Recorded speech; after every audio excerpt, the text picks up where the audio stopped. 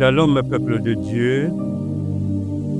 Nous, pasteur Eli Djema de l'Assemblée de délivrance et de révélation, venons partager cette courte exhortation sur le thème intitulé « Au-delà du Jourdain ». Le Jourdain, c'est un fleuve. Ce fleuve avait nécessité que les enfants d'Israël le traversent pour prendre possession de leur héritage. Nous allons lire dans Nombre chapitre 33, versets 51 à 53. Parle aux fils d'Israël et dis-leur, quand vous aurez passé le Jourdain et que vous serez entrés dans le pays de Canaan, vous déposséderez tous les habitants du pays devant vous et vous détruirez toutes leurs figures sculptées et vous détruirez toutes leurs images de fente et vous dévasterez tous les lieux, tous les hauts lieux et vous prendrez possession du pays et vous habiterez car je vous ai donné le pays pour le posséder. C'est la promesse. C'est une promesse ferme, faite par l'Éternel aux fils d'Israël. À cette promesse, l'Éternel identifie quelque chose. À cette promesse, l'Éternel révèle quelque chose qui peut-être beaucoup d'entre nous n'attireront pas attention, à savoir que le fils d'Israël devrait déposséder les habitants. Et pour déposséder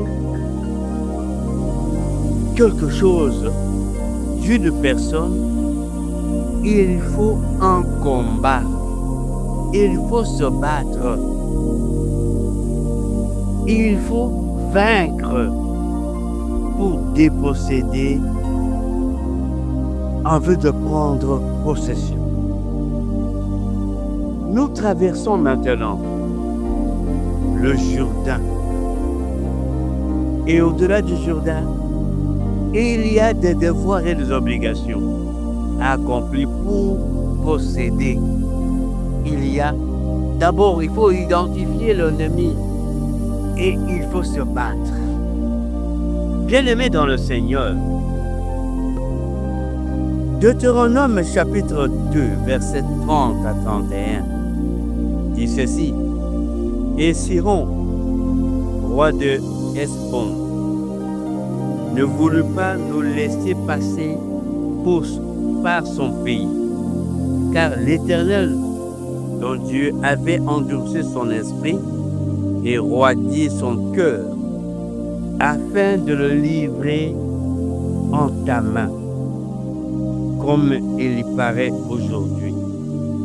Et l'Éternel me dit, regarde, j'ai commencé à livrer devant toi Siron et son pays. Commence, prends possession, afin que tu possèdes son pays. Dans Deutéronome encore, chapitre 3, verset 1er à 2,22,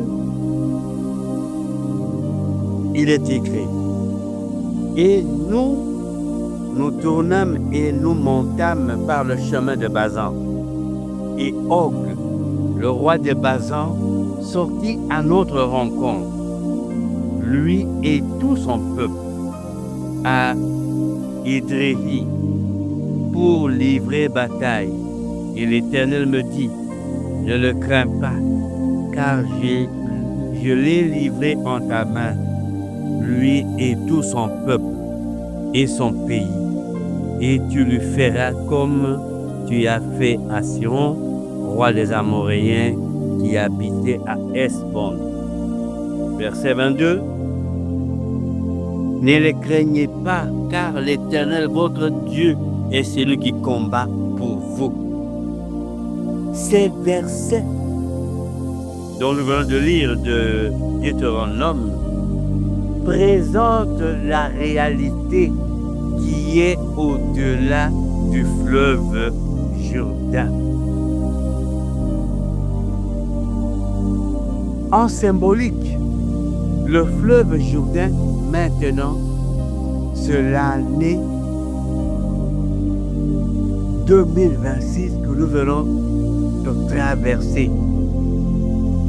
Nous avons quitté 2025 et nous sommes entrés maintenant à 2026 parce que là nous sommes à 0h14 heure de Kolwezi en République démocratique du Congo. En traversant, nous devons considérer qu'il y a des combats qui sont évidents. Il y a Og et Sihon.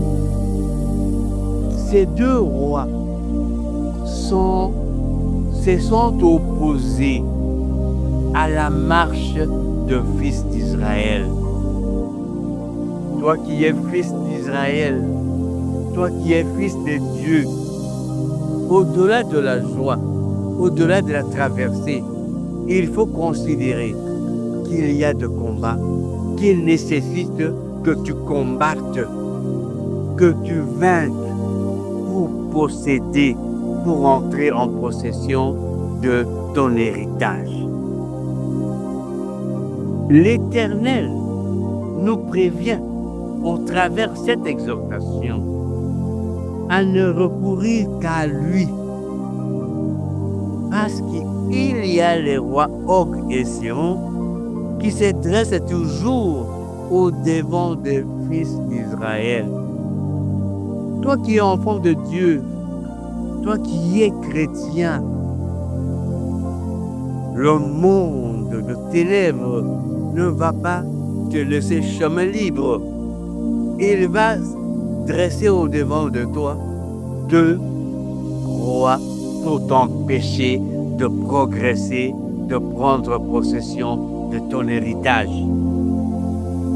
Lève-toi et combat parce que l'ennemi est déjà identifié. Notre recours est celui qui vient de l'Éternel lui-même. Rentrons à lui et lui combattra pour nous. Maranatha, Pasteur Élie Djem.